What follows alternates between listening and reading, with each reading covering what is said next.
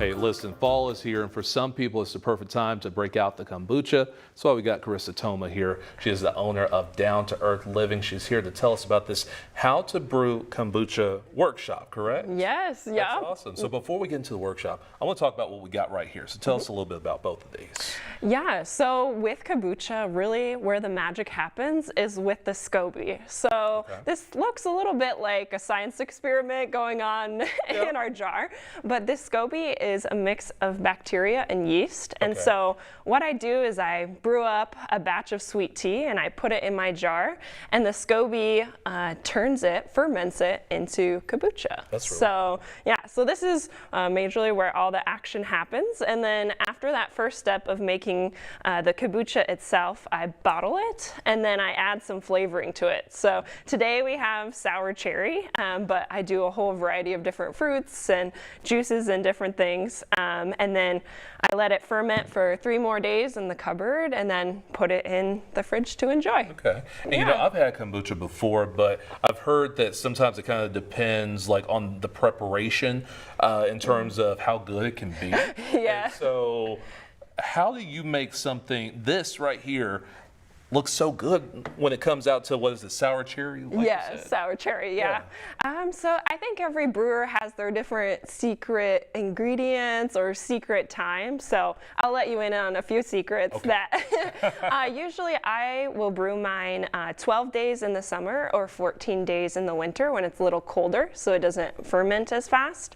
So that time gives it is the flavor that I really enjoy, because it gets more sour the longer you let it ferment. So I like to hit that prime time is usually around 12 days for me, and then the longer you keep it bottled for that second fermentation step, that's where you really get the bubbles, the carbonation, and the flavor. So I like to leave mine in the cupboard for 3 days, or maybe even a little more if I want some more bubbles, because that's what I love in my kombucha. That's some good advice to make sure it's delicious. So tell me about the workshop, because obviously you're going to learn these type of skills at your workshop, right? Yeah, so with Down to Earth Living, I offer a variety of different sustainable living workshops. I first got started with backyard composting, but this is my most recent workshop that I started offering. So basically, I will give you an hour-long talk, all the details to be able to get yourself through the process, and then some tips that I've learned along the way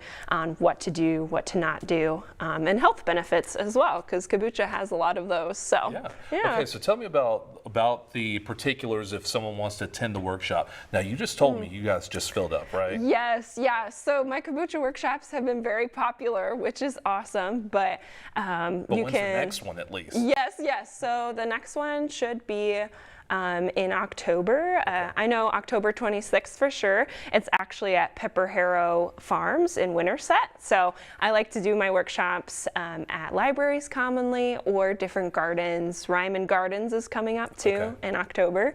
But yeah, so on my website I have all the list of my workshops, but they're all in the Des Moines metro area. Very cool. So, what's the website real quick? Yeah, so it's downtoearthliving.net. downtoearthliving.net. You got to check that out, especially if you want some good kombucha like that. All right. Carissa, thank you. Appreciate your time. You're welcome. Here.